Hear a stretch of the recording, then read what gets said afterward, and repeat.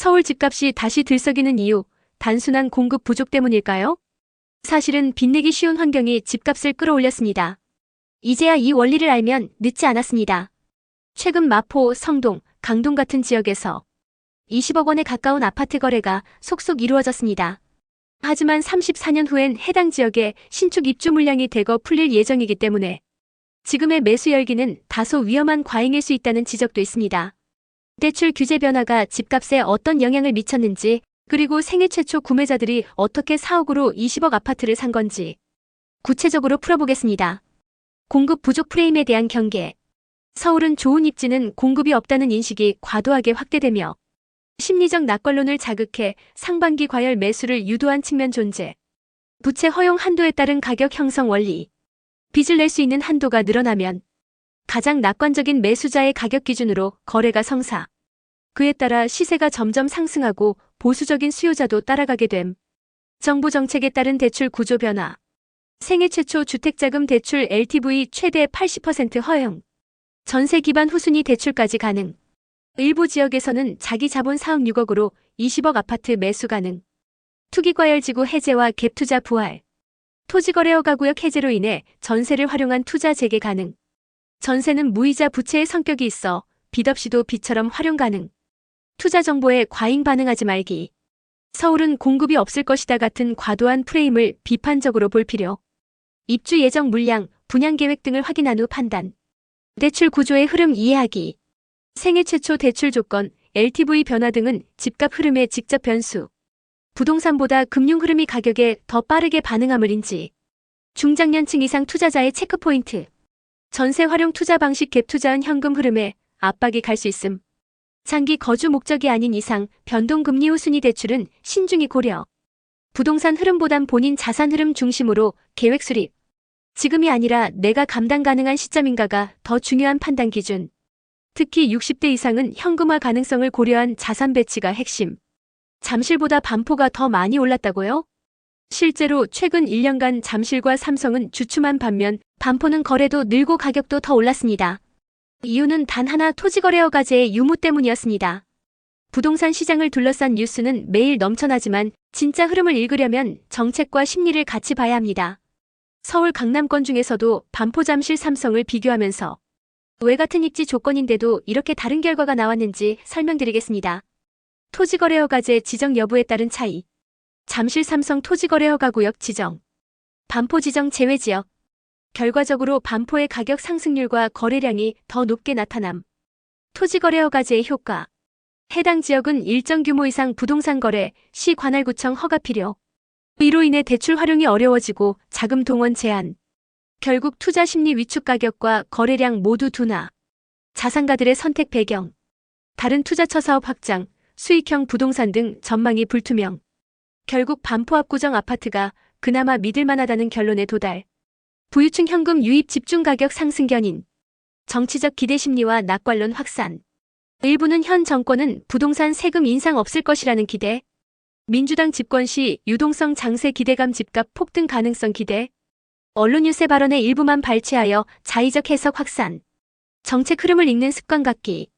단기 시세보다 장기 규제와 해제 흐름을 먼저 보아야 함. 토지거래 허가제 유무는 직접적인 투자 제한 요인. 돈 있는 사람이 몰리는 곳에 논리를 의심하기. 반포 압구정 사례처럼 일부 자산가의 선택이 모든 투자자에게 적합한 것은 아님. 현금 여력 없는 투자자는 리스크에 더 취약. 유동성 장세만 믿는 투자 피하기. 금리가 내려가고 정권이 바뀌면 오른다는 단순 논리는 실제 경제 흐름과 맞지 않을 수 있음. 특히 60대 이상은 시장 낙관론보다는 자산 안전성 중심으로 판단 필요. 뉴스 해석 시 발언 전후 맥락 확인하기. 세금으로 집값을 잡지 않겠다는 문장 하나로 정부 전체 방향성을 추정하면 큰 오류 발생. 직접 출처 확인, 전문가 해석 병행 필수. 기준금리는 떨어졌는데 시장 금리는 오르고 있습니다. 왜 이런 현상이 생기는 걸까요? 그 해답은 국가곡간이 비었다는 단 한 줄로 요약됩니다. 요즘 부동산 시장에 대해 정부가 쏟아내는 정책을 보면 예상보다 강력하다는 평이 많습니다. 이제는 대출 규제도 강화되고 지원도 줄어드는 분위기죠. 그런데 많은 분들이 이 변화의 진짜 이유가 단순한 정책 방향이 아니라 정부의 재정 여력 부족 때문이라는 점을 모르고 계십니다. 이 배경을 국가 예산 구조, 금리 흐름, 가계 부담 세 가지 측면에서 설명드리겠습니다. 과거 정부의 정책 자금 남용, 신혼부부 생애 최초 신생아 가구 등의 막대한 대출 지원, 대부분 주택도시기금이라는 국민저축기반 기금을 통해 자금 공급, 당시 고금리 상황에서도 저리로 대출을 풀어줌, 기금 고갈, 국토부 여유자금 급감, 2022년 여유자금 50조 원, 2025년 현재 7조 원 이하, 이 자금도 곧 바닥날 가능성 높음, 정부 차입 증가 국채 발행 확대, 기금이 바닥나면 정부도 빌려서 가계에 빌려줘야 함. 국채를 많이 찍게 되면 시장 금리 자체가 오름세. 금리는 내리는데 시장 금리는 오른다. 기준금리는 낮아졌지만 국채 금리는 4월 이후 상승세. 이후 금리 인하 종료 분위기 추경으로 인한 국채 발행 확대 예상. 이재명 정부의 지출 방향. AI, 반도체, 신성장 산업 등 국가 지출 확대 계획. 여기에 가계까지 대출 늘리면 시장 금리 급등 가능. 결국 모두가 빚내면 시장이 감당하지 못함. 지원금 정책 금융 지속성을 믿지 마세요. 생애 최초 신혼부부 혜택은 기금 여유 자금이 있을 때만 가능. 시니어는 이러한 일시적 정책에 의존한 자산 계획을 삼가야 합니다. 국채 금리 흐름을 반드시 체크하세요. 이제는 기준금리보다 국채 금리 시장 금리가 더 중요. 국채 금리 상승은 대출이자, 보험료, 민간 금융 전반의 영향. 현금성 자산 비중 점검 필요. 금리 인상기의 대출은 리스크. 시니어는 현금 흐름 안정성이 핵심. 정부 정책 따라잡기보다 스스로 버틸 수 있는 구조를 먼저 만들기. 이제 정부는 확실히 방향을 정했습니다. 국가는 쓸 돈이 많고 가게는 더 이상 빚을 내지 말라. 서울만 오르고 다른 지역은 빠지는 이 상황. 대체 어떤 메시지를 담고 있는 걸까요?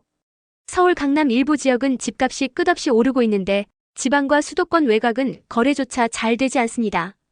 왜 이렇게 양극화가 심해졌을까요? 그리고 정부는 왜 지금 이 시점에 고강도 대출 제한 정책을 꺼내든 걸까요?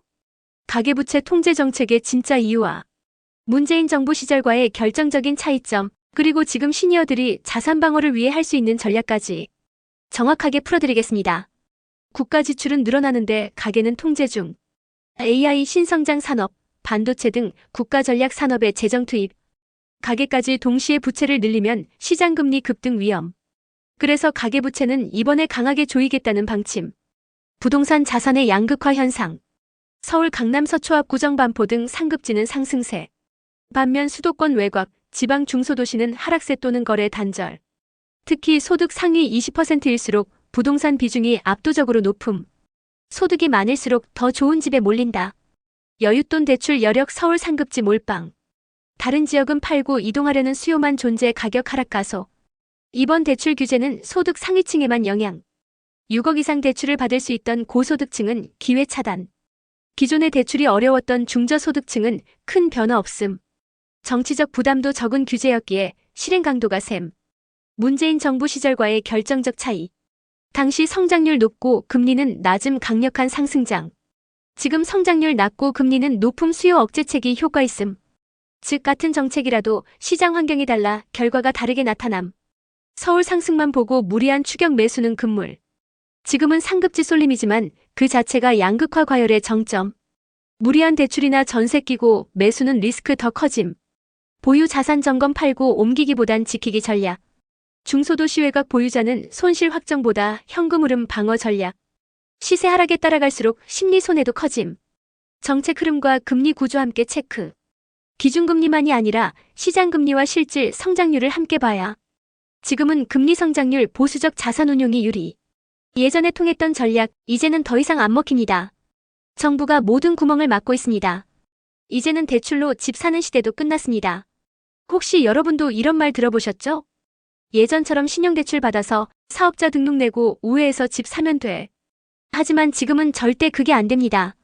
왜 같은 대책이 지금은 효과가 있는지, 그리고 이명박 정부와 윤석열 정부의 부동산 정책 차이, 마지막으로 지금 시니어 세대가 어떤 선택을 해야 안전한지 꼼꼼하게 알려드리겠습니다.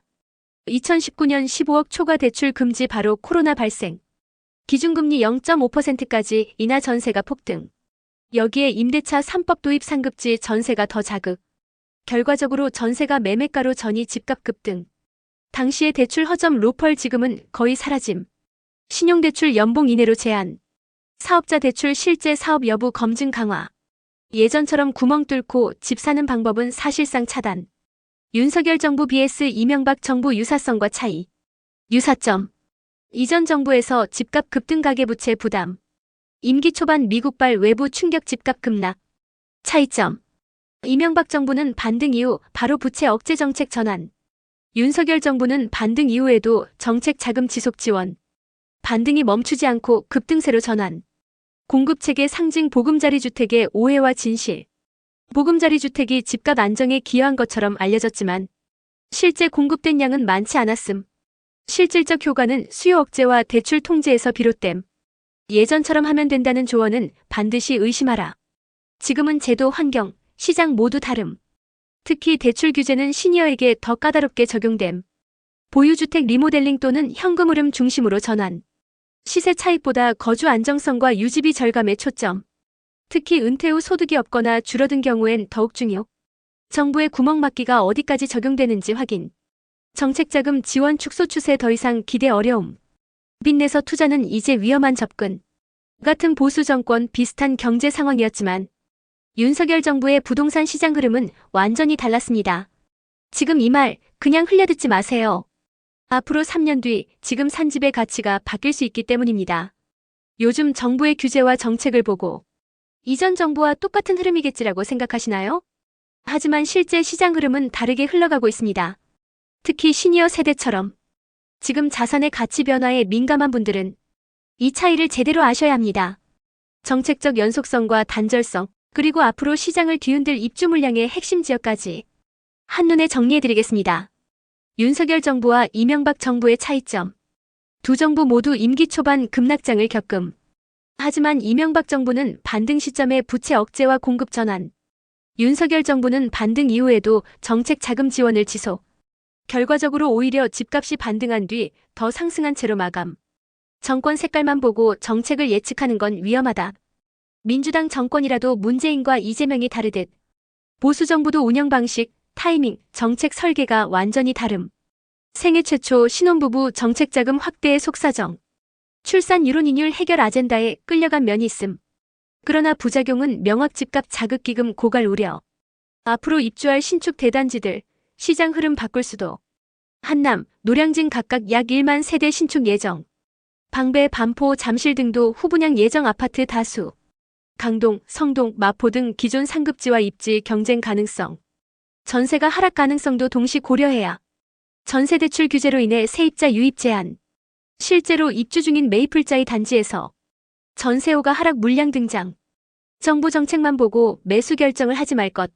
정권 이름이 같아도 시장의 흐름은 완전히 달라질 수 있음. 현재는 정책 지원과 시장 반응 간의 엇박자주의. 지금은 입지보다 타이밍이 중요.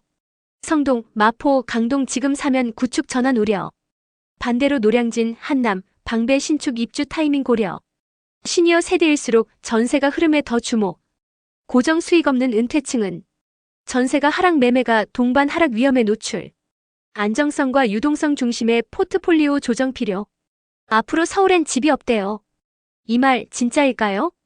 지금 그 말만 믿고 성동 마포 강동에서 급히 집 산 분들 앞으로 후회할 수도 있습니다. 이 영상 끝까지 보셔야 합니다. 지금 부동산 시장엔 서울엔 더 이상 공급이 없다는 강력한 공포 내러티브가 돌아다니고 있습니다. 그러다 보니 특히 마포나 성동, 강동 같은 지역에서 입지만 보고 무리해서 대출받고 매수한 사례도 늘었습니다. 시니어분들 중에서도 지금이라도 늦기 전에 하나 사야 하나? 라고 고민하는 분들이 계신데 이 공급 이슈에 대해 숫자와 구조로 냉정하게 정리해드리겠습니다. 서울 공급이 완전히 없다는 말 과장입니다. 대표 사례 서리풀 일대 2만 세대 공급 발표. 하지만 실입주는 2031년 이후 단기적으로는 시장에 영향을 거의 주지 못함. 재건축 재개발 공급 효과? 지금은 다릅니다. 과거엔 1000세대가 2000세대로 늘며 공급 효과. 현재는 이미 대형 재건축 단지 대부분 완료. 이제 남은 사업은 순증 효과 20만 300세대 수준에 그침. 공급 증가보다는 멸실 공급 감소 효과가 큼. 멸실로 인한 이주 수요 전세가 상승 요인. 재건축은 기존 세대의 멸실을 전제로 진행됨. 멸실 세대가 이주비 받고 인근 전세로 이동. 단기적으로 전세 가격을 밀어올리는 원인. 재건축 활성화가 공급난을 해결해 줄 거라는 기대는 착시. 지금처럼 순증 효과가 제한적인 구조에서는 재건축은 공급보다 가격 자극 요인으로 작용 가능성. 서울 공급 없다는 말, 구조와 시점까지 같이 봐야 함. 장기적으론 유의미하지만 단기적 공급 효과는 제한적. 재건축 뉴스를 보고 매수에 나설 땐 세 가지를 확인. 입주 시점은 언제인지, 공급 순증 규모는 얼마나 되는지, 멸실로 인한 전세 수요 이동은 어떻게 되는지, 시니어 세대는 전세가 흐름까지 반드시 고려. 이주 수요가 몰릴 지역은 단기 전세 급등 생활비 부담 증가 가능성. 신중한 접근 필요. 2024년 초 서울엔 공급이 없다는 말을 믿고 급하게 강동구의 84이 아파트를 구입했습니다. 가격이 빠르게 오르던 구간이라 지금 아니면 못 산다는 불안감이 컸다고 합니다. 하지만 불과 1년 뒤 한남과 노량진 등에서 대규모 신축 단지가 입주 준비에 들어가자 근처 아파트의 전세 수요가 빠지고 거래가가 떨어지는 신호가 나타나기 시작했습니다. 그는 말합니다. 지금 생각해보면 너무 급했어요. 아직 입주도 안 한 신축들이 3년 뒤 나오는데 그 타이밍을 생각 못했던 거죠. 서울 공급 없다는 말 절반만 맞는 이야기입니다. 공급이 없다는 감정적 표현이 아니라 입주 시점과 실질 순증량을 봐야 합니다. 재건축이 공급을 늘린다는 말도 예전 구조일 때나 가능한 말입니다. 지금은 멸실이 많고 순증은 작습니다. 단기 시점에서 공급이 줄어든다고 해서 지금이 최고의 매수 시기라고 오판하면 안 됩니다. 지금 부동산 시장엔 공급 부족 공포라는 감정적 프레임이 너무 강하게 작동하고 있습니다.